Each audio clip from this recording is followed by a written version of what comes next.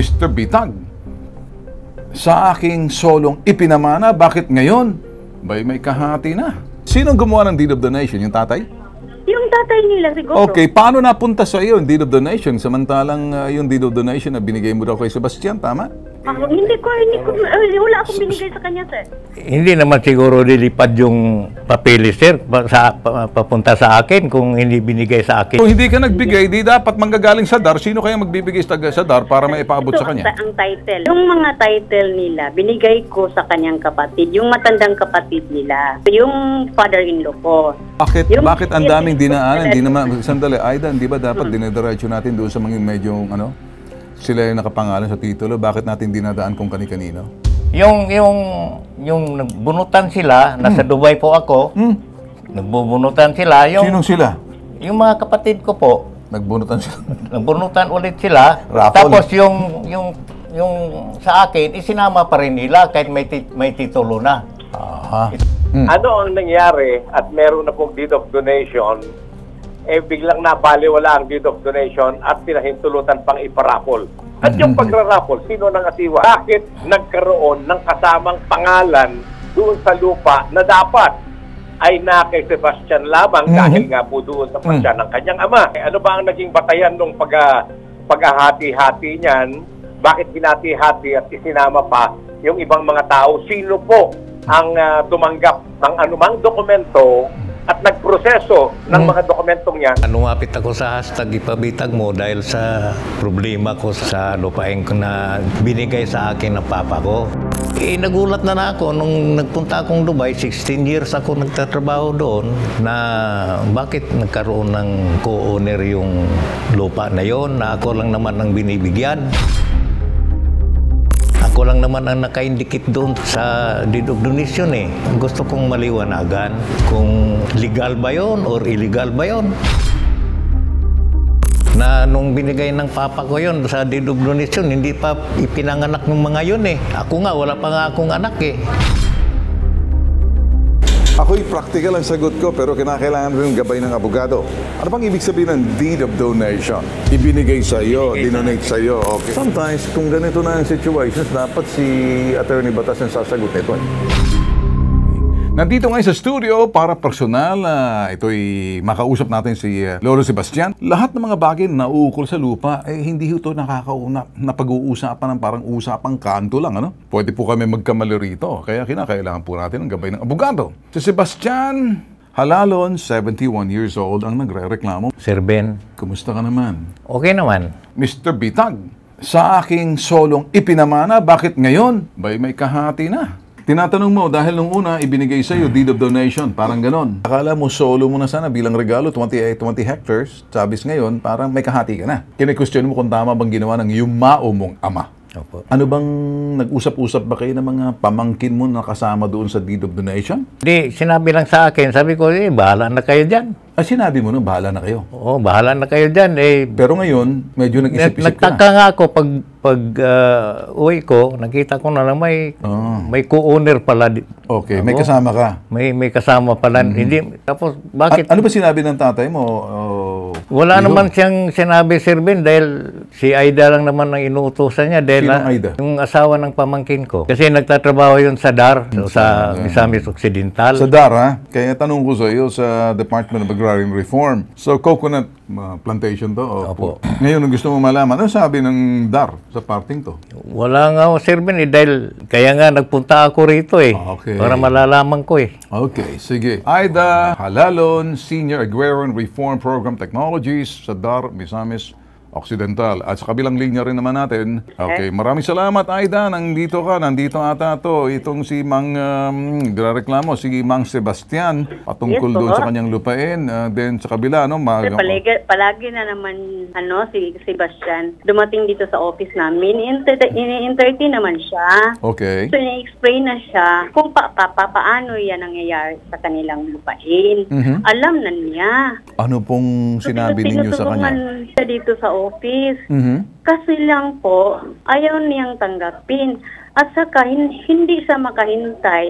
Kasi yung lupa nila, sinusubdivide pa yun. At wala pang approved survey plan para malaman niya.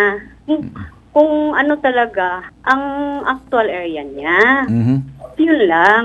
22 hectares daw ang pinag-uusapan dito? Yung total area ng lupain nila na minana nila ng father nila is more than 200 hectares po, sir. Yung kabuuan ng lupa nila. Hindi ba nasakop ng agrarian reform yan, ma'am? Yes po, sir. Okay, so anong ginawa ng DAR dito sa nangyari? Ito ba'y na-cover So, ng... yung ama nila, si Advento Halalon, ino-offer na yung lupa niya para sa cover namin ng voluntary land transfer. Mhm. Para sa kanyang mga anak at sa kanyang mga apo. Kasi yung anak ni Advento Halalon, 10 yun.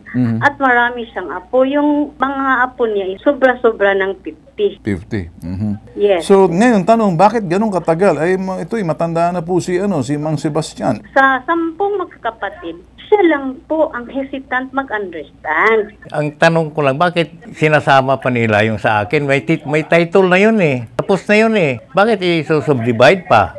Okay. Ang gusto niya malinawan, sabi niya, akin lahat yan. Tama, Mang Sebastian? Opo. Sa kanya daw yan, dahil deed of donation ng kanyang tatay. Ngayon, para tuloy, nasisisi niya ang tatay niya kasi sinasabi niya ngayon, parang nalilito siya. Ba't may mga kahati raw siya, titulado naman daw para sa kanya. Sagutin mo to. Yan ang gusto niya maintindihan. May hawak ka bang deed of donation? Mayroon po. Kailan mo nakuha yung deed of donation na yan? Binigay sa akin yun, Sir Ben eh. Kailan binigay siya ng tatay mo? Galing na akong Dubai noon eh. Ng tatay mo? Hindi si tatay, hindi Sino yung nagbigay papa ko nun? ang nagbigay. Siya Sino? mismo nagbigay Sino? sa akin, pati Sino? yung titulo. Si Aida. Si Aida ang nagbigay sa iyo. Opo. Kay Aida nang galing ang deed of Opo, donation. pati Okay. yung title. Okay, Aida, ano tong sinasabi niya sa iyo? Sir, nag-ano siya, sir, kanang hindi siya nagsabi ng totoo. Kasi, hindi ko alam nga na nandyan ang titulo sa kanya. Yung deed of donation, hindi ko rin alam. Kasi, kasi, yung deed of donation nila, sabi ng kapatid niya, silang lahat na 9 na anak, meron din silang deed of donation, deed of sale. Yung sabi ng kapatid niya. So, parang gusto mo sabihin sinabdivide. Ano, sir? Sino ba ang nag-decide na magbigbig yan ng deed of donation si Sebastian? Parang napunta ata sa iyo. Anong problema to? Hindi ko kasi, yung si tatay daw nila. Hindi, Ano mo yung tatay nila? lulo ng husband ko. Lolo ng husband Yes. mo. Yes po.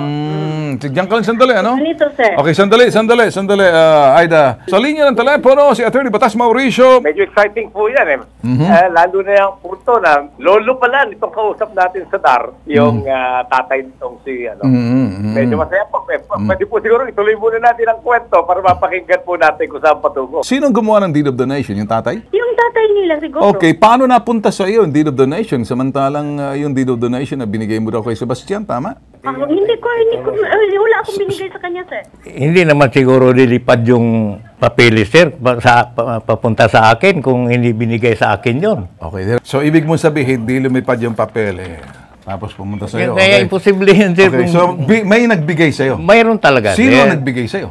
Sir, magsabi siya ng totoo. Binigay nga lang sa akin yung title ni Aida. Si Aida nagbigay sa iyo. Opo, sir. Bumigay sa inyo ng titulo. Hindi nga lilipad yung Sir, Dapat honest tayo rito. Huwag na tayong magsinungaling pa. Aida, nasa DAR ka, tama? Yes po. Gusto kong ipatupad mo kung ano yung talagang patakaran ng DAR dito. Hindi na to pamilya. Ang problema ko rito, parang may problema tayo. Dahil may parang, Aida, sandali, pasalitain mo ako, no? Hindi ako makikipagtalo sa iyo. Ako yung moderate dito. Okay? I want you to listen carefully. Please stop talking. Listen to me and I'll let you talk. Okay? Yes, po. If you Okay, keep sir. cutting me off, you don't want the truth to come out. Ngayon, totoo bang binigay mo, Aida, itong deed of donation? Hindi, Kay sir. Sebastian. Hindi ko alam kung ano yung... Hindi mo alam, hindi mo matandaan, wala ka pa sa DAR noon. Wala akong binigay sa kanya ni isang Alright. hotel. Okay, sige. Sino nagbigay sa iyo? Siya nga, sir. Siya. Okay, inaakusahan mo talaga talagang Talagang siya, galing siya sa DAR, sir Siyempre, galing din sa kanya yung titulo na yun. Paano niya binigay sa iyan kung hindi pa siya kasal? Hindi, Nagtatrabaho siya DAR. Noong pa siya nagtatrabaho sa DAR. Nung napunta sa akin yung titulo, nasa DAR na po siya, sir. Sino nagbigay sa iyo ng titulo? Siya nga, sir. O Aida, hindi mo tinatanggap yun. Iba, hindi ikaw nagbigay. Kasi sir, hindi talaga ako Well, kung hindi ka nagbigay, di dapat manggagaling sa DAR. Sino kaya magbibigay sa DAR para maipaabot sa kanya? Ang title. Yung title. Oh, yung title, hindi ba dapat malalaman natin sa DAR yan? Deed of donation. Kung hindi galing sa iyo, saan ang galing yung titulo? Sa DAR yan, tama? Yes, sir. Anong judgment ng DAR? Ang desisyon ng DAR dyan? So, ito, sir. Pwede na, pwede basahin mo. sir. Basahin mo. Yung mga title nila, binigay ko sa kanyang kapatid, yung matandang kapatid nila. Lahat ng title nila, ng 6 ata yun, binigay ko sa matandang kapatid nila. Yung father-in-law ko. Sila ang nagkikip doon, hindi ako. Yung father-in-law mo, Father-in-law ko, kapatid niya, matandang kapatid. binigay mo sa father-in-law yung title. Yes po. Saan ang galing yung title? Sa DAR po. So tapos binigay mo sa kapatid niya. Paano napunta kay Sebastian? Binigay mo rin. Binigay sa pamangkin niya si Egbert Halalon po. Bakit ang daming dinaanan? Hindi naman, sandali, Aida, hindi ba dapat dinadiretso natin doon sa mga medyo, sila yung nakapangalan sa titulo? Bakit natin dinadaan kung kani-kanino? Hindi ba nagtatrabaho ko sa DAR? Yes. Hindi ba dapat kung sino yung concern, doon mo lang ibibigay? Hindi. Paano ko bibigay sa kanya? Father-in-law mo yung si Bakit? Mang, kumbaga, kapatid ni Mang Matandang Sebastian ang kapatid napangalan niya. yung father-in-law mo, tama? Yes po. Di, binigay mo kay doon sa kapatid ni matandang kapatid ni Sebastian. Yes. Kaya napunta sa kanyang titulo. Attorney Batas Mauricio, nakikita mo yung protocol? Paano? Opo, medyo matindi po yan sapagkat may paglabag na po kagad, Ginoong Bentulfo, mga kababayan, dito po sa mga lituntunin. Hindi po basta pwedeng kunin ng kahit na sino yung titulo, kahit pa siya lumilitaw na manugang, kung hindi mismo yung nakapangalan sa titulo, ibibigay, ikay kukuha. Ito po yung lumilitaw, pinakialaman nitong si Aida, yung titulo ni Sebastian. Abay, mabigat po yan. Daughter-in-law siya ng kuya ni Sebastian. Eh, kahit Pamangkin. Okay. Sige, okay. Opo, So, wala pong may Wala. problema. Well, dito, kaya ako tinatanong ko, pag dapat talaga sa DAR, siguro sa parting to, hindi ba pagdating sa mga DAR, sila nakakaalam dito sa attorney, sa mga regional director, dahil yung lahat na alituntunin, mga bagay na yan, dito nakakuha tayo, parang pamilya na to na medyo nagkakagulo sila. Kini-question ni Sebastian. Tama po yun. Dapat nga po na sila nakakaalam yan, yung regional director. Dahil sa kanila, yung regional director po, pipirma dapat dyan. Meron pong isang malaking issue dyan. Yung pong binabanggit na regalo ito sa kasal ni Sebastian. Ibig sabihin, nauna nang naipagkaloob ang lupang yan, Ginoong Bentulfo, dito sa ating panauhin sa ibabitag mo ni Bentulfo, nauna nang ibinigay sa pamamagitan ng deed of donation. In short, si Sebastian na po ang may karapatan dyan. At kung nagkaroon ng titulo na ipinangalan pa sa iba, may nangyari po diyang falsification, Ginoong Bentulfo at mga kababayan. Yun ang mabigat dyan. Yung hahanapin ni Sebastian dyan. Opo. Okay, Mang Sebastian, kung hawak mong deed of donation at sigurado kang deed of donation binigay sa'yo ng tatay mo, saan napunta yung deed of donation? Nasa akin ngayon, sir. Hanggang sa'yo, ngayon lang. Opo, Andyan. nasa galing Register of Deeds. Nasa sa'yo pa rin. Nasa Nakapangalan akin mo po. pa rin. Buong hektarya na yun. Buo, sir. Anong tingin mo rito, napatituluhan? Paano nangyari sa Register of Deeds? Parang napatituluhan uli? Naguguluhan ang attorney rito. Kaya medyo... Opo. Help me out here. Opo. Hawak niya raw yung... hawak daw ni Sebastian, Mang Sebastian, ito yung deed of donation. At nasa Register of Deeds. Tapos may gusto po akong itatanong kay Attorney Sir Ben kung pwede. Kasi yung lupa na yon, nagkaroon ulit ng hatian. Di ba hindi na sana dapat kuan pa yung isama pa yung sa akin dahil titulado na yun eh. Attorney. Bakit isinama pa rin nila? Tapos, yung bunutan sila, nasa Dubai po ako, nagbubunutan sila. Sinong sila? Yung mga kapatid ko po, Nagbunutan sila. nagbunutan ulit sila. Raffle. Tapos yung sa akin, isinama pa rin nila kahit may titulo na. Aha. Tapos ngayon, yung sa akin, napunta ngayon, ang nakabunot, yung panganay naming kuan, Ginawang paraffle pala to, attorney. Pala bunutan na. na hindi na dapat dahil may deed of donation na eh. Tapos okay lang sa akin yung Sir Ben. Pero ang problema ngayon, gusto kong maging legal. Paano maging legal? Ayaw pumirma nung kapatid ko ng deed of exchange eh. Tapos inangkinan niya yung sa akin. Paano? Ano ngayon ang status noon? Pwede natin pasilip ulit sa DAR para makita kung nga ba yung attorney pwede mapatituluhan, pwede mapalabunutan. Paano nila At Mang silipin? Sebastian, ganito. Kung hawak ang titulo original na sinasabi mong deed of donation, sa'yo na yun. At pag nangyari uling pinaghati-hatian, illegal yon. Tama, attorney? Tama po kayo, Ginoong Bertul po. Lako po, mabigat po yan. Sabihin, may nakialam po sa DAR. May nakialam sa DAR. May taga-DAR. Sino man taga-DAR dyan sa pamilya mo? Eh, yun ang hindi ko pwedeng sabihin, Sir Ben. Baka magkamali lang po ako. Baka magkamali ka. Pero may kaanak ka sa DAR. Si Aida nga, Si Aida. asawa ng pamangking ko yun eh. Oh, so asawa ng pamangkin mo. Yung Opo. pamangkin mo nahatian din. Mayroon din. Yung asawa ni Aida. Yung asawa niya, siyempre, heirs ng kapatid ko yun eh. So, Okay. mayroon din siya. Nabawas doon sa deed of donation mo. Hindi po. Iba naman yon. Iba po yun. So sa iyong kini-question mo, yung deed of donation sa iyo, Sa akin lang yun. pinaraffle. Dapat nga, hindi na Hindi, isama yun, yun. pinaraffle. Opo. Oh, yun. Kasi, Unang-una, ano ang nangyari at meron na pong deed of donation, biglang nabaliwala ang deed of donation at pinahintulutan pang iparapol. At yung pagrarapol, sino nang atiwa? Darba? O sino po ba ang nangasiwa niyan? Ayun. Sigurado po may nangasiwa na loob yan. Ang pangalawang tanong po riyan, bakit nagkaroon ng kasamang pangalan doon sa lupa na dapat ay na kay Sebastian lamang dahil nga po doon sa pasya ng kanyang ama. Ang pangatlo po riyan ano ba ang naging batayan nung paghahati-hati niyan? Bakit hinati-hati at isinama pa yung ibang mga tao? Sino po ang tumanggap ng anumang dokumento at nagproseso ng mga dokumentong yan upang yung nauna ng lupa ni Sebastian mahati-hati pa nang wala siyang paintulot Ayun. dahil nasa ibang bansa siya. ayun. Pagdating dito sa mga may kinalaman sa mga lupain dahil hindi kami basta-basta tatanggap na ito ng walang gabay ng isang abogadong tulad niyo. Maraming salamat, attorney. Maraming salamat po. Magandang araw po. Okay, Aida, nandiyan ka pa ba? Sige. Kanimang good siya bitaw, sir. Oo, Offer sige. mo sa ilang father. Dili na. Okay na sa ako, Okay ba? Okay, sir. Salamat. Dito na mag-imbestiga ka sa regional director, ha? Daghang salamat sa imo, ha? Okay, sir. Okay. Sir, salamat kay sir. Okay, ganito ang gagawin natin, ano? Ang Sebastian, meeting tayo sa baba. Story conferencing to investigate, to ferret out the truth. Para kalkalin yan.